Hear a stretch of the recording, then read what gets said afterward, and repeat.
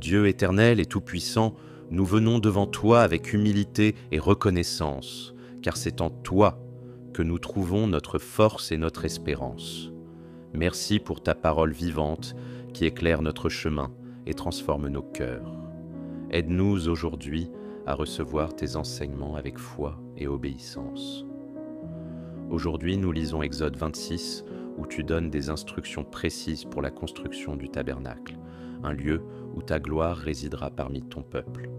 Seigneur, nous te louons, car en Christ tu es venu demeurer au milieu de nous, et aujourd'hui tu fais de nos cœurs ton temple. Sanctifie-nous pour que nous soyons dignes de ta présence. Dans Jean 5, Jésus guérit un homme infirme et révèle son autorité divine en déclarant qu'il est un avec le Père. Seigneur, nous reconnaissons que tu es notre seule source de vie et de salut. Aide-nous à écouter ta voix, à croire en toi et à marcher dans l'obéissance à tes commandements. Dans Proverbe 2, nous sommes appelés à rechercher la sagesse comme un trésor précieux. Père, donne-nous un cœur qui aime ta sagesse, qui rejette le mal et qui marche dans l'intégrité. Protège-nous des pièges du péché et dirige nos pas sur le chemin de la justice. Dans Galates 1, Paul rappelle que l'évangile que nous avons reçu vient de toi seul et ne doit pas être altéré. Seigneur, garde-nous fermes dans la vérité et préserve-nous des faux enseignements. Remplis-nous de courage pour annoncer fidèlement ta bonne nouvelle au monde. Père, en ce jour, façonne nos vies selon ta volonté. Que notre foi soit vivante, notre amour sincère et notre témoignage puissant pour ta gloire. Au nom de Jésus-Christ, Amen.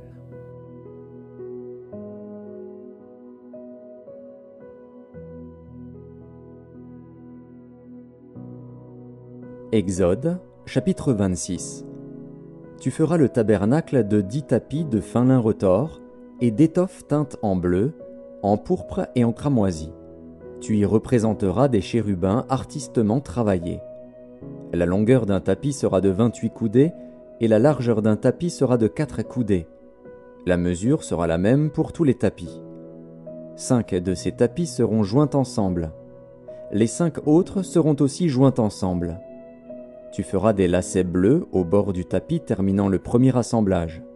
Et tu feras de même au bord du tapis terminant le second assemblage. Tu mettras 50 lacets au premier tapis, et tu mettras 50 lacets au bord du tapis terminant le second assemblage. Ces lacets se correspondront les uns aux autres. Tu feras 50 agrafes d'or, et tu joindras les tapis l'un à l'autre avec les agrafes.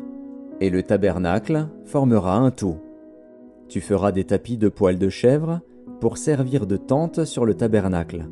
Tu feras 11 de ces tapis. La longueur d'un tapis sera de 30 coudées et la largeur d'un tapis sera de 4 coudées. La mesure sera la même pour les 11 tapis. Tu joindras séparément 5 de ces tapis et les 6 autres séparément, et tu redoubleras le 6e tapis sur le devant de la tente. Tu mettras 50 lacets au bord du tapis terminant le premier assemblage et 50 lacets au bord du tapis du second assemblage. Tu feras 50 agrafes d'airain et tu feras entrer les agrafes dans les lacets. Tu assembleras ainsi la tente, qui fera un tout. Comme il y aura du surplus dans les tapis de la tente, la moitié du tapis de reste retombera sur le derrière du tabernacle. La coudée d'une part et la coudée d'autre part, qui seront de reste sur la longueur des tapis de la tente, retomberont sur les 2 côtés du tabernacle pour le couvrir. Tu feras pour la tente une couverture de peau de bélier teinte en rouge et une couverture de peau de dauphin par-dessus. Tu feras des planches pour le tabernacle. Elles seront de bois d'acacia, placées debout. La longueur d'une planche sera de 10 coudées et la largeur d'une planche sera d'1 coudée et demie. Il y aura à chaque planche 2 tenons joints l'un à l'autre. Tu feras de même pour toutes les planches du tabernacle. Tu feras 20 planches pour le tabernacle, du côté du midi. Tu mettras 40 bases d'argent sous les 20 planches, 2 bases sous chaque planche pour ces 2 tenons. Tu feras 20 planches pour le second côté du tabernacle, le côté du nord, et leurs 40 bases d'argent, 2 bases sous chaque planche. Tu feras 6 planches pour le fond du tabernacle, du côté de l'Occident. Tu feras 2 planches pour les angles du tabernacle, dans le fond. Elles seront doubles depuis le bas et bien liées à leur sommet par un anneau. Il en sera de même pour toutes les deux, placées aux 2 angles. Il y aura ainsi 8 planches avec leurs bases d'argent, soit 16 bases, 2 bases sous chaque planche.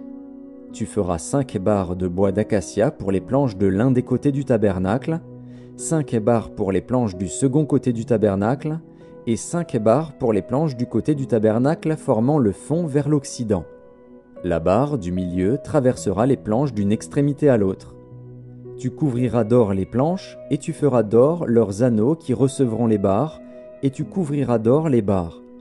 Tu dresseras le tabernacle d'après le modèle qui t'est montré sur la montagne. Tu feras un voile bleu, pourpre et cramoisi, et de fin lin retors. Il sera artistement travaillé, et l'on y représentera des chérubins. Tu le mettras sur 4 colonnes d'acacia, couvertes d'or. Ces colonnes auront des crochets d'or, et poseront sur 4 bases d'argent. Tu mettras le voile au-dessous des agrafes, et c'est là, en dedans du voile, que tu feras entrer l'arche du témoignage. Le voile vous servira de séparation entre le lieu saint et le lieu très saint. Tu mettras le propitiatoire sur l'arche du témoignage dans le lieu très saint. Tu mettras la table en dehors du voile, et le chandelier en face de la table, au côté méridional du tabernacle. Et tu mettras la table au côté septentrional. Tu feras pour l'entrée de la tente un rideau bleu, pourpre et cramoisi, et de fin lin retors. Ce sera un ouvrage de broderie. Tu feras pour le rideau 5 colonnes d'acacia, et tu les couvriras d'or. Elles auront des crochets d'or, et tu fondras pour elles 5 bases d'airain.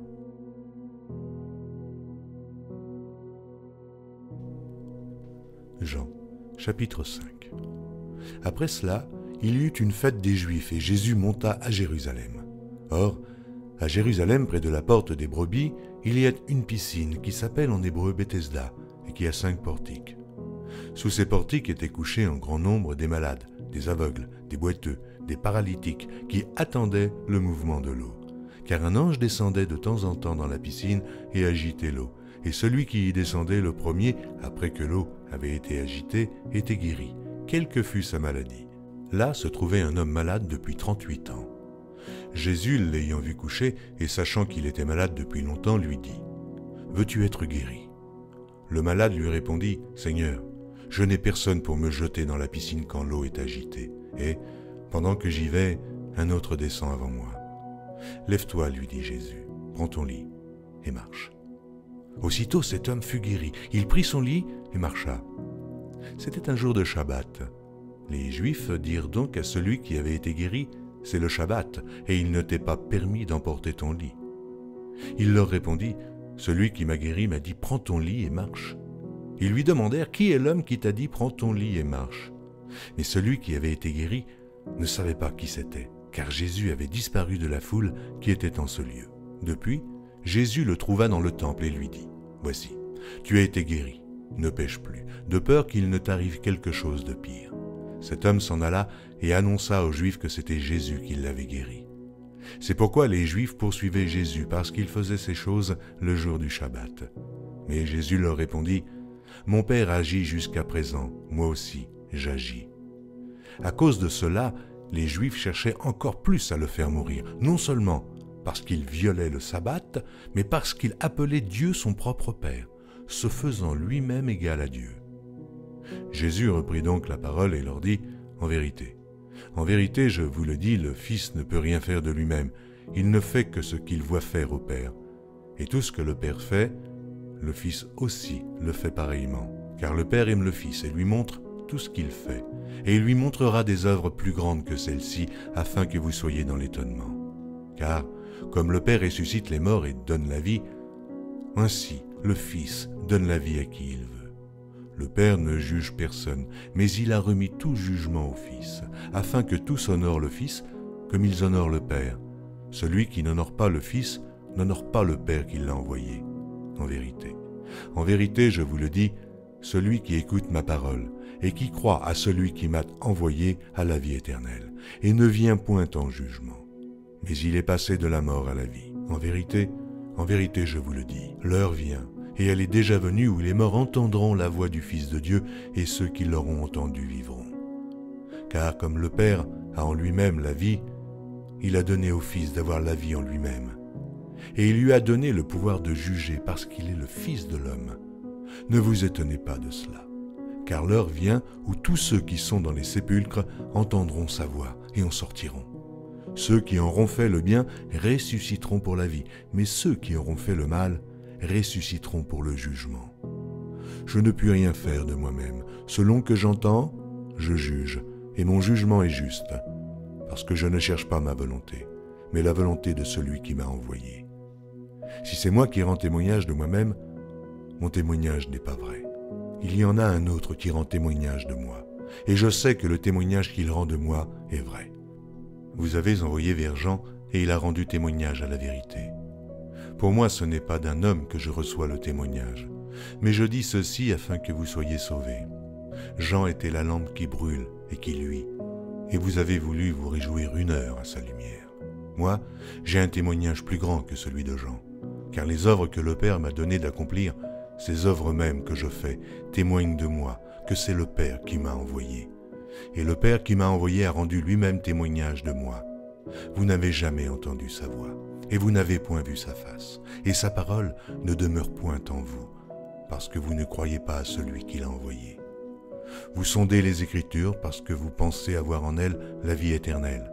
Ce sont elles qui rendent témoignage de moi, et vous ne voulez pas venir à moi pour avoir la vie. Je ne tire pas ma gloire des hommes, mais je sais que vous n'avez point en vous l'amour de Dieu. Je suis venu au nom de mon Père, et vous ne me recevez pas. Si un autre vient en son propre nom, vous le recevez. Comment pouvez-vous croire, vous qui tirez votre gloire les uns des autres, et qui ne cherchez point la gloire qui vient de Dieu seul? Ne pensez pas que moi, je vous accuserai devant le Père. Celui qui vous accuse, c'est Moïse, en qui vous avez mis votre espérance. Car si vous croyez Moïse, vous me croiriez aussi, parce qu'il a écrit de moi. Mais si vous ne croyez pas à ses écrits, comment croirez-vous à mes paroles?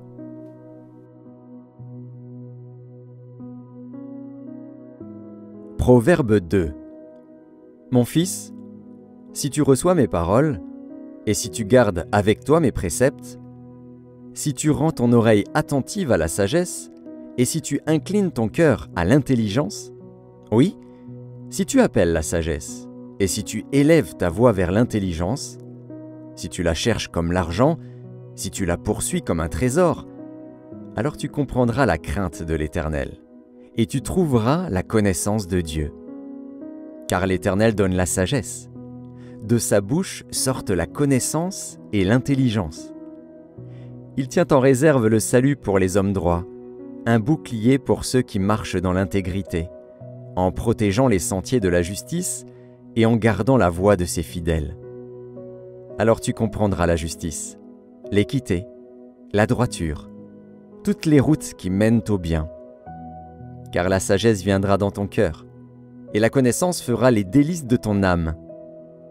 La réflexion veillera sur toi, l'intelligence te gardera, pour te délivrer de la voie du mal, de l'homme qui tient des discours pervers, de ceux qui abandonnent les sentiers de la droiture, afin de marcher dans des chemins ténébreux, qui trouvent de la jouissance à faire le mal, qui mettent leur plaisir dans la perversité, qui suivent des sentiers détournés et qui prennent des routes tortueuses. Pour te délivrer de la femme étrangère, de l'étrangère qui emploie des paroles doucereuses, qui abandonne l'ami de sa jeunesse et qui oublie l'alliance de son Dieu. Car sa maison penche vers la mort, et sa route mène chez les morts. Aucun de ceux qui vont à elle ne revient et ne retrouve les sentiers de la vie. Tu marcheras ainsi dans la voie des gens de bien, tu garderas les sentiers des justes. Car les hommes droits habiteront le pays, les hommes intègres y resteront. Mais les méchants seront retranchés du pays, les infidèles en seront arrachés.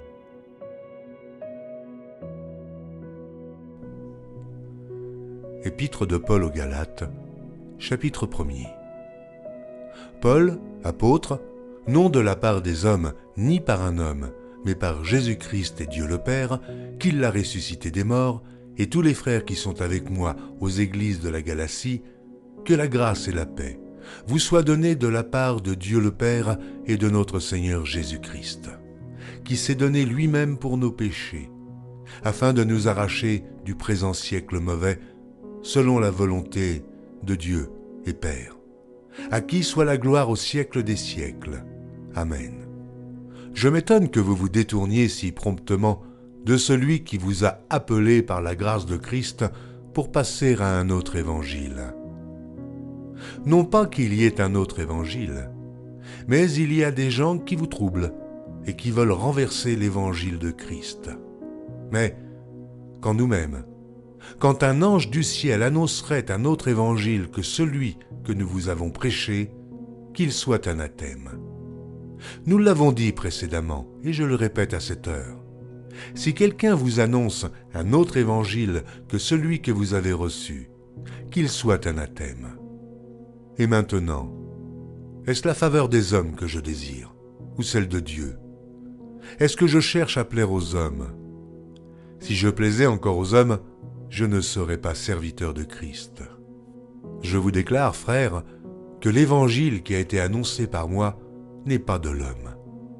Car je ne l'ai ni reçu, ni appris d'un homme, mais par une révélation de Jésus-Christ.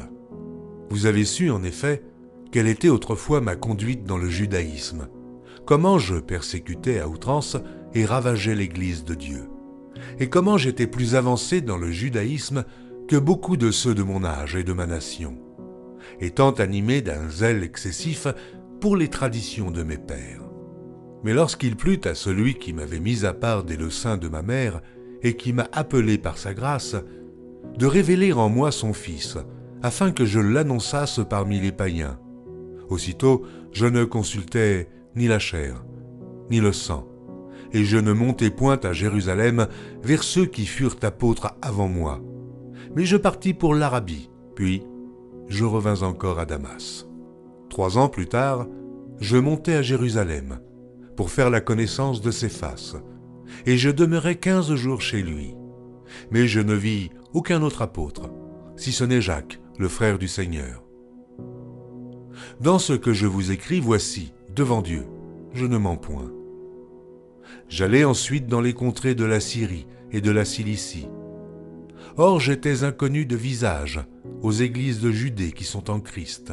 Seulement, elles avaient entendu dire « Celui qui autrefois nous persécutait annonce maintenant la foi qu'il s'efforçait alors de détruire. » Et elles glorifiaient Dieu à mon sujet.